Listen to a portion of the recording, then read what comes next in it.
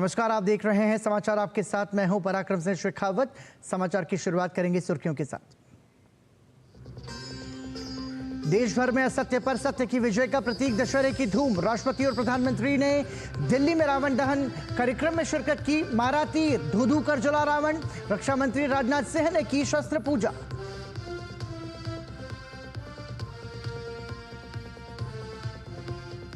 कोलकाता के RG Kar medical college में महिला डॉक्टर के साथ दुष्कर्म मामले को लेकर फेडरेशन ऑफ मेडिकल एसोसिएशन ने 14 अक्टूबर की सुबह 6 बजे से 48 घंटे की देशव्यापी हड़ताल की घोषणा। आपात सेवाओं को छोड़कर सभी सेवाएं रहेंगी बंद।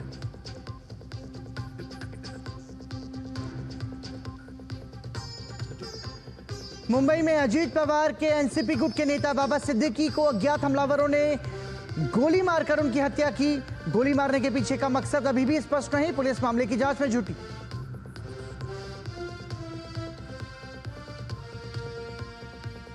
कांग्रेस अध्यक्ष मल्लिकार्जुन खड़गे के बिगड़े बोल, विवादित बयान पर भाजपा का पलटवार। कहा, आतंकियों का समर्थन करने वाले नहीं दे उपदेश, विभाजनकारी राजनीति छोड़ सकारात्मक सियासत करने की दी सलाह।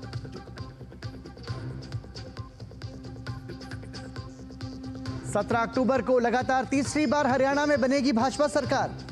दिल्ली में भाजपा अध्यक्ष जेपी नड्डा की नायब सिंह सैनी, मनोहर लाल और राज्य प्रभारी के साथ अहम बैठक।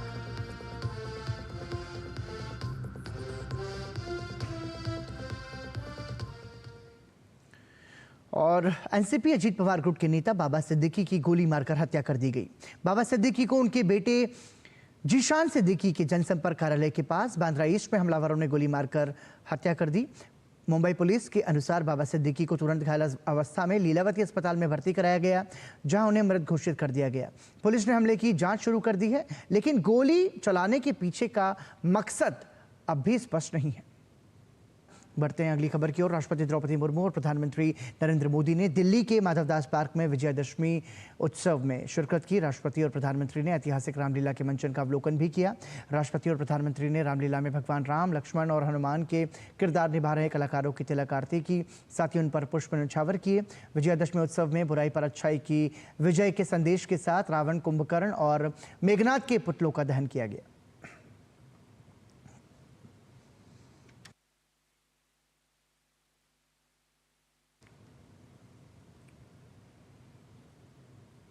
पूरे भारत में विजयादशमी उत्सव धूमधाम से मनाया गया और उसी की तस्वीरें हम आपको बता रहे थे। साथ ही विजयादशमी का त्यौहार जब राष्ट्रीय स्वयंसेवक संघ अपने कार्य के 100वें वर्ष में पदार्पण कर रहा है और इस अवसर पर जब आरएसएस प्रमुख मोहन भागवत ने अपना संबोधन दिया तो देश और व्यक्ति के चरित्र निर्माण पर उन्होंने अपनी बात रखी।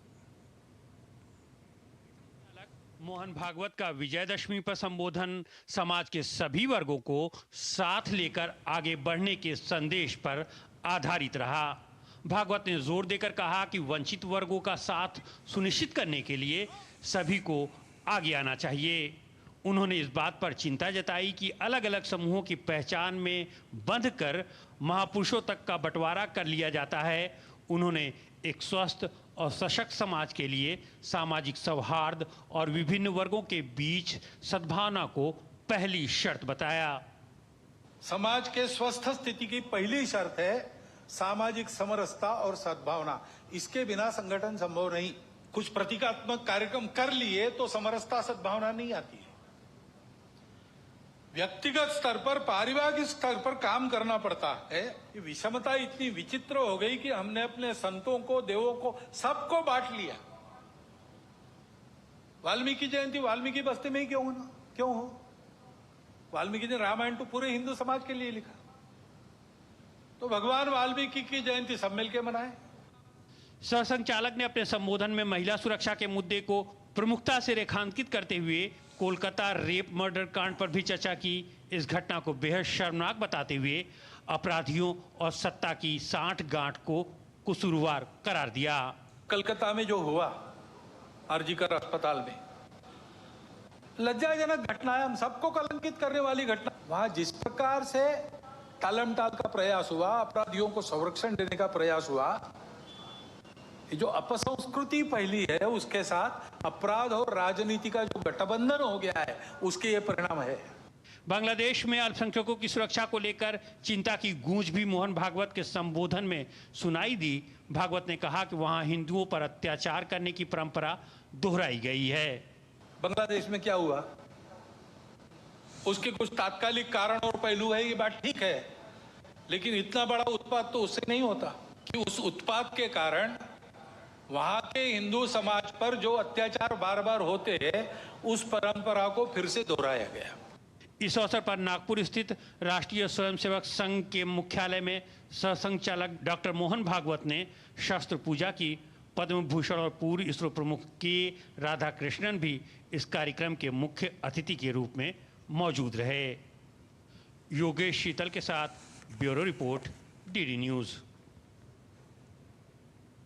प्रधानमंत्री नरेंद्र मोदी ने आरएसएस के स्थापना दिवस की बधाई देते हुए अपने सोशल मीडिया प्लेटफॉर्म एक्स पर लिखा कि राष्ट्र सेवा में समर्पित राष्ट्रीय स्वयंसेवक संघ यानी आरएसएस आज अपने 100वें वर्ष में प्रवेश कर रहा है। अविरल यात्रा के इस ऐतिहासिक पड़ाव पर समस्त स्वयंसेवकों को मेरी हार्दिक बधाई और अनंत शुभकामनाएं। मां भारती के लिए ये संकल्प और समर्पण देश की हर पीढ़ी को प्रेरित करने के साथ ही विकसित भारत को साकार करने में भी नई ऊर्जा भरने वाला है। आज विजयादशमी के शुभ अवसर पर माननीय सरसंघचालक श्री मोहन भागवत जी का उद्बोधन जरूर सुनना चाहिए।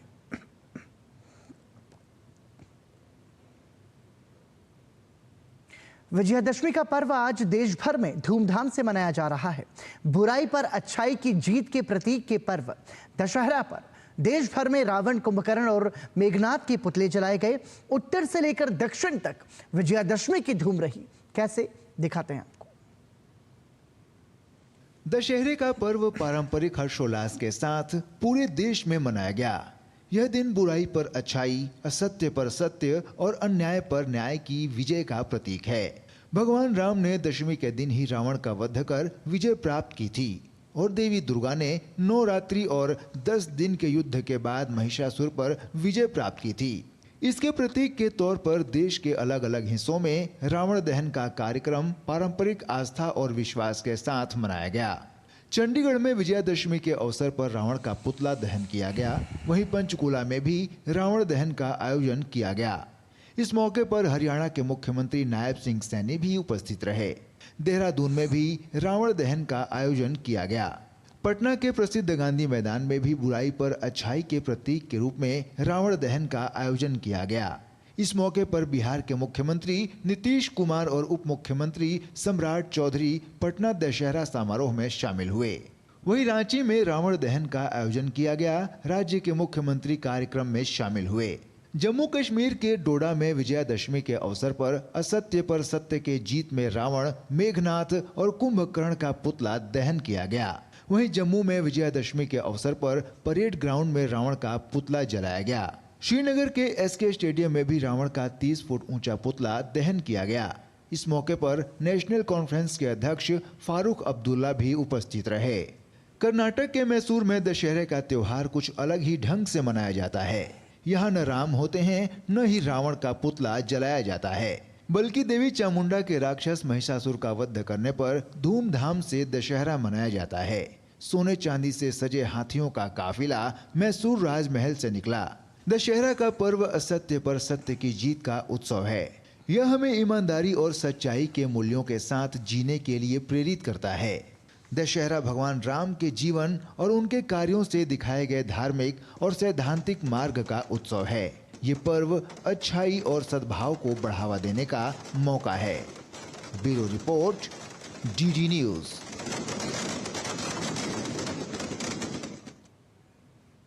सबरीमाला मंदिर में दर्शन के लिए ऑनलाइन बुकिंग को अनिवार्य किए जाने और दर्शनार्थियों की संख्या सीमित किए जाने के फैसले को विरोध के रूप में देखा जा रहा है। भारतीय जनता पार्टी के नेता और पूर्व केंद्रीय मंत्री वी मुरलीधरन ने कहा है कि सरकार ने सबरीमाला तीर्थ यात्रा पर जो अनावश्यक नियंत्रण लगाया है वो अस्वीकार्य है। उन्होंने कहा कि सरकार का कर्तव्य है कि तीर्थयात्रियों के लिए सभी जरूरी सुविधाएं उपलब्ध कराएं, न कि उन्हें नियंत्रित करें। आपको बता दें कि हाल ही में सरकार ने दर्शन के लिए ऑनलाइन बुकिंग को अनिवार्य किया है। साथ ही प्रतिदिन दर्शनार्थियों की संख्या को 80,000 तक सीमित कर दिया गया है। हालांकि त्रावणकोर देवास्वोम बोर्ड ने नई व्यवस्था में दर्शन का समय बढ़ाकर एक दिन में 16 घंटे कर दिया है। वहीं विपक्ष भी इस फैसले का विरोध कर रहा है। विपक्षी नेता वीडी सतीसन ने सरकार से स्पॉट बुकिंग को लेकर फैसले पर पुनर्विचार करने का आग्रह किया है। भाजपा नेता और पूर्व केंद्रीय मंत्री वी मुरलीधरन ने केंद्र सरकार पर जनता को गुमराह करने का आरोप लगाया है। Kerala Assembly and the members of the Assembly are known to have such activities, and taking time out and spending the taxpayers' money on futile matters. They had earlier passed a resolution for freeing Abdul Nasser Madani from the jail, who was convicted, who was under jail for anti-national activities. They had passed a resolution against CA, which is an authority under the, which is an activity, which is a law-making authority of the parliament. Now, the state government and the people, the opposition feels that they can mislead the people by passing resolutions. Uttar Pradesh के मुख्यमंत्री योगी आदित्यनाथ विजयादशमी के अवसर पर गोरखनाथ मंदिर की शोभा यात्रा में शामिल हुए। मुख्यमंत्री योगी आदित्यनाथ ने कहा कि जब हम संगठित रहेंगे तो सुरक्षित रहेंगे। उन्होंने कहा कि छुआछूत को दूर कर एकजुट रहेंगे तो खुद की और राष्ट्र की भी सुरक्षा कर सकेंगे।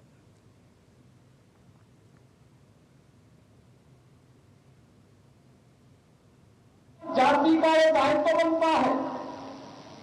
हम मानव बनना चाहते हैं या दानव बनना चाहते हैं? मानव बनना चाहते हैं तो भगवान राम के पथ का अनुसरण करिए। छुआछूत और अस्पृश्यता से दूरी बनाइए। समाज को एकजुट करिए। संगठित रहेंगे तो सुरक्षित भी रहेंगे। देश को भी सुरक्षा प्रदान कर पाएंगे, स्वयं को भी सुरक्षा प्रदान कर पाएंगे। विजयादशमी के अवसर पर दिल्ली के स्वामीनारायण अक्षरधाम मंदिर में विश्व शांति महायज्ञ का आयोजन किया गया। इस महायज्ञ में विश्व में शांति स्थापित करने की भावना के साथ 114 यज्ञ कुंडों की पवित्र आहुतियां दी गई। इस महोत्सव में बड़ी संख्या में भक्तों ने हिस्सा लिया। इस समारोह में कई वरिष्ठ साधु संत भी मौजूद रहे।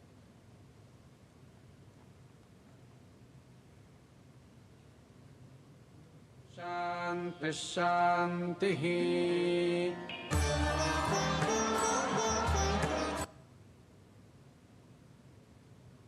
शुभ तिथि पर सैकड़ों लोग इस महायज्ञ में जुड़कर विश्व में शांति बढ़े, परस्पर सौहार्द भाव और प्रेम बढ़े, ऐसी प्रार्थना कर रहे हैं। हमारे गुरु परम पूज्य महान स्वामी जी महाराज की प्रेरणा से यह यज्ञ हर वर्ष दशहरा या विजयादशमी वाले दिन किया जाता है। स्वामीनारायण अक्षरधाम में विश्व शांति महायज्ञ का आयोजन किया गया है।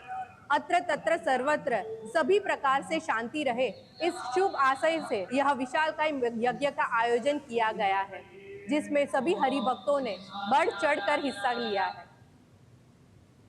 महाराष्ट्र के नागपुर स्थित दीक्षा भूमि में धम्म चक्र प्रवर्तन दिवस मनाया गया। धम्म चक्र प्रवर्तन दिवस को एक उत्सव के रूप में शानदार ढंग से मनाया गया। भारत के अलग अलग राज्यों और दुनिया भर से आए बौद्ध अनुयायियों में उत्सुकता का माहौल देखने को मिला।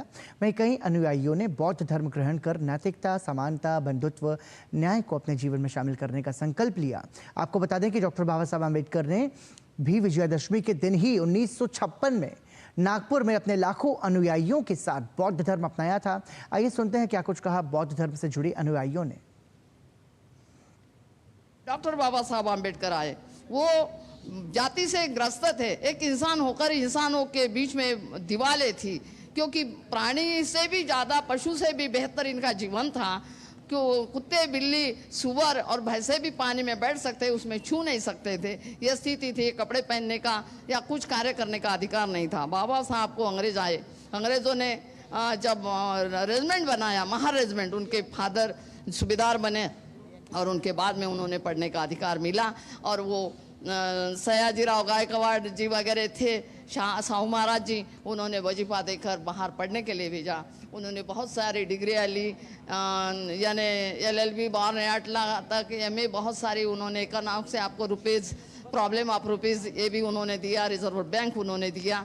तो ये सब बातें बाबा साहब ने की। यहाँ RBM के 5000 सदस्य आ रहे हैं दीक्षा भूमि में यहाँ देखने के लिए और दीक्षा लेने के लिए। फंडामेंटल राइट्स हैं, बाबा साहब के ही देन है, अदरवाइज तो कहीं पे था भी नहीं। हम अनटचेबल ये वो सब, इनको किसी को कुछ कोई राइट ही नहीं था। तो इक्वलिटी जब कॉन्स्टिट्यूशन ने दी है तभी बराबर उठ पाए हैं छोटे छोटे आदमी। खास दिन का मैं तो बहुत दिनों से बड़ी इच्छा थी आने की, बस हो गया, मेरा पेट टूटा है। जब भी मैं रुका नहीं, घर वालों ने मना किया, मैं तो जाऊंगा। मैं आया, उनकी देख देख के मैं तो अब कहने के लिए क्या रखा है, मैं उनकी बखान तो कर नहीं सकता, वो तो महान है। बस उन्होंने तीन ही बातें सिखाई कि शिक्षित बनो, संगठित रहो और संघर्ष करो। ये तीन चीजें नहीं होंगी तो आप आगे बढ़ने का कोई चांस ही नहीं है। मुझे यहाँ आने पर इतना गौरव महसूस हो रहा है, शायद किसी को महसूस न हुआ होगा। और मैं ये जो राष्ट्रीय बौद्ध महासभा के बैनर तले आया हूँ, मैं यहाँ बहुत अच्छा अनुभव कर रहा हूँ और यहाँ के लोग बहुत अच्छे मुझे लगते हैं। मिशन को आगे बढ़ाना चाहते हैं हम।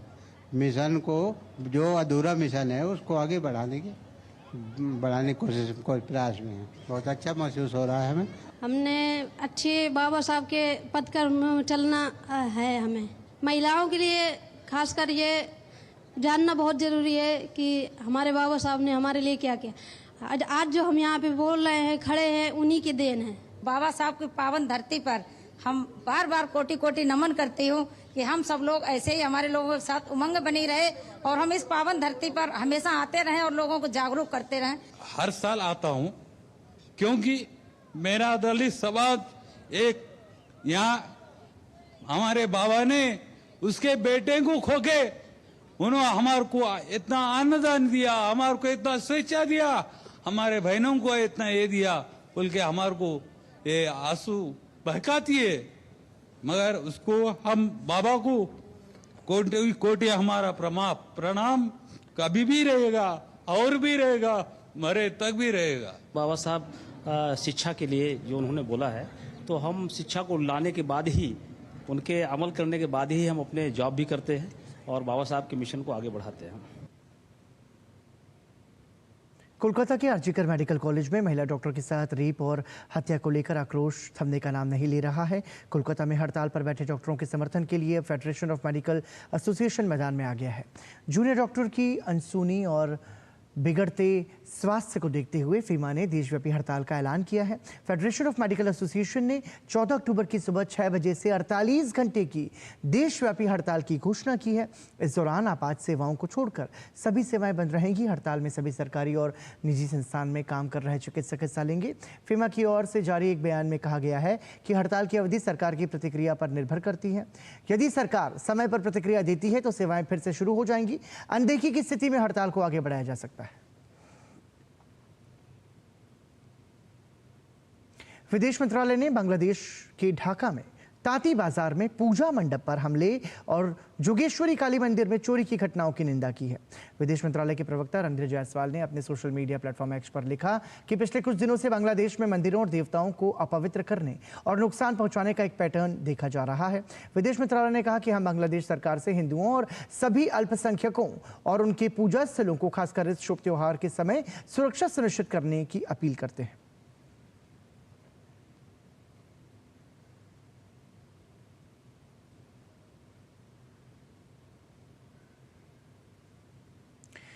कांग्रेस अध्यक्ष मल्लिकार्जुन खड़गे के विवादित बयान पर भाजपा और कांग्रेस के बीच आरोप प्रत्यारोप का दौर शुरू हो गया है।